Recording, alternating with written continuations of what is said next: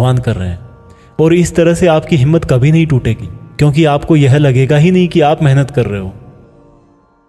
भागवत गीता अध्याय 3 कर्म योग। दोस्तों, अब गीता के 3rd चैप्टर में हम जानेंगे कि ऐसी कौन सी 2 चीजें हैं जो आपको इस दुनिया में कुछ भी हासिल करके दे सकती है। इसमें यह भी जानेंगे कि हम क्या हैं और हमारे अपने मन को अपने काबू में करके अपनी सभी गंदी आदतें कैसे छोड़ें और अपनी मनचाही मंजिल कैसे प्राप्त करें। अर्जुन बोले, हे कृष्ण, आपकी बातें सुन के ऐसा लग रहा है कि जैसे ज्ञान कर्म से ज्यादा सही है, लेकिन आप तो मुझे सन्यासी बनने की जगह युद्ध करने के लिए बोल रहे हो। तो आप ये बताइए कि मैं ज्ञान का रास्ता अपनाकर सन्यासी बनूं या कर्म का रास्ता अपनाकर युद्ध लड़ूं। सुनकर कृष्ण बोले, इस संसार में मैंने खुद ने ही 2 तरह के योग बनाए हैं। योग मतलब ऐसा रास्ता जिससे हम अपना जीवन सफल बनाते हैं। उनमें से एक है ज्ञान योग और दूसरा है कर्म योग। और अर्जुन, तुम एक मनुष्य हो, तुम चाह करके भी अपने शरीर के कर्मों को पूरी तरह से नहीं छोड़ सकते। उदाहरण के लिए, तुम्हें हर पल सांस तो लेना ही पड़ेगा। अगर पेट है तो खाना तो पड़ेगा ही। और अगर तुम इन सब को किसी भी शक्ति से रोकना भी चाहोगे तो क्या निश्चित है कि तुम अपनी इच्छाओं के बारे में नहीं सोचोगे। कहने का मतलब है, तुमसे जाने अनजाने में कर्म तो हो ही जाएगा, क्योंकि तुम मनुष्य हो। और तुम तो वैसे क्षत्रिय हो, तो तुम अपने धर्म से भी बंधे हो। इसलिए तुम्हारे लिए संन्यास के रास्ते की जगह कर्म का रास्ता ज्यादा सही है। मतलब ज्ञान योग या सांख्य योग की जगह कर्म योग ज्यादा सही है।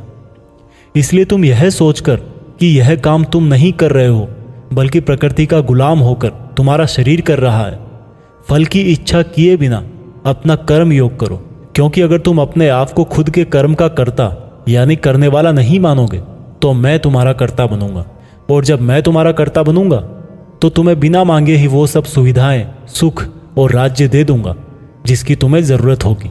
बिना मेहनत किए ही सुख सुविधाओं और राज्य का भोग किया तो तुम एक चोर कहलाओगे और तुम कभी परमात्मा यानी कि मुझसे नहीं मिल पाओगे। जिस तरह से महान लोग खाने के लिए नहीं बल्कि जीने के लिए खाते हैं, उसी तरह से तुम भी परिणाम के लिए नहीं बल्कि कल्याण के लिए युद्ध करो। हे अर्जुन, तुम मनुष्यों में सबसे बड़े हो, इसलिए जैसा तुम करोगे ठीक वैसा ही तुम्हारी संतान या आने वाली दुनिया करेगी। अर्जुन, अब तू मुझको ही देख ले, मैं तो भगवान हूं, मुझे भला किसी काम को करने की जरूरत क्या है। पर मैं इसलिए अपना कर्म करता हूं क्योंकि मनुष्य की आत्मा मेरा ही छोटा सा अंश है, और जैसा मैं करूंगा वैसा ही फिर मनुष्य करेगा। और इस तरह से तो पूरी सृष्टि ही नष्ट हो जाएगी। कोई अगर तुम्हारा साथ भी ना दे या तुम्हारी आलोचना भी करे तो तुम उनको बिना कुछ कहे सिर्फ अपना कर्म करते जाओ, और ऐसा करने पर वह मनुष्य भी कुछ समय बाद तुम्हारे जैसा ही करने लग जाएगा। जो व्यक्ति यह सोचता है कि वह कर्म खुद करता है, उससे बड़ा मूर्ख और दुखी इस दुनिया में और कोई नहीं है।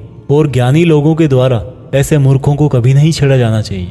इसलिए अर्जुन, तू भी अपने आप को इस कर्म के बंधन में ना बांधकर बिना किसी आशा के, दया के और पछतावे के अपना युद्ध कर। अर्जुन, खुद का धर्म और कर्म दूसरों के धर्म और कर्म से ज्यादा अच्छा समझा जाना चाहिए। भले ही हमारे खुद के धर्म में और कर्म के पालन करने में कोई कमी रह जाए। अर्जुन ने फिर सवाल किया कि अगर मनुष्य उसी परमात्मा का अंश है तो उससे गलतियां क्यों हो जाती है और वो बुरे काम क्यों करता है।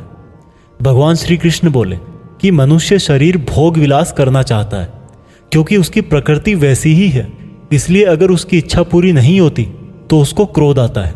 और जिस तरह धुएं की वजह से आग दिखाई नहीं देती, उसी तरह से काम और क्रोध की वजह से मनुष्यों को अपना धर्म, कर्म और परमात्मा दिखाई नहीं देते। और इसी वजह से क्रोध और कामनाओं में आकर मनुष्य अपनी इंद्रियों और मन पर नियंत्रण खो देता है और ना चाहते हुए भी बुरे काम और गलतियां कर बैठता है। अर्जुन, तू हमेशा याद रखना, इस शरीर से ज्यादा शक्तिशाली है इसकी इंद्रियां, इंद्रियों से ज्यादा शक्तिशाली है मन, मन से शक्तिशाली है बुद्धि, और बुद्धि से ज्यादा शक्तिशाली हो तुम यानी कि तुम आत्मा। इसलिए अर्जुन, तू अपनी आत्मा से अपनी बुद्धि को वश में कर। बुद्धि मन को वश में करेगी, मन इंद्रियों को वश में करेगा, और इंद्रियां शरीर को यानी कि तुम्हारे बुरे कर्मों को। दोस्तों, अब श्री कृष्ण की कही गई बातों को हम आज की लाइफ के हिसाब से समझते हैं। देखो, इस दुनिया में रिजल्ट 2 ही चीजों से आते हैं, ज्ञान और कर्म, मीन्स नॉलेज और एक्शन। लेकिन दोनों अलग अलग हैं। आज की दुनिया में हम दोनों चीज़ों को आपस में रिलेट करके देखेंगे। हमारे लिए नॉलेज भी उतना ही ज़रूरी है जितना एक्शन।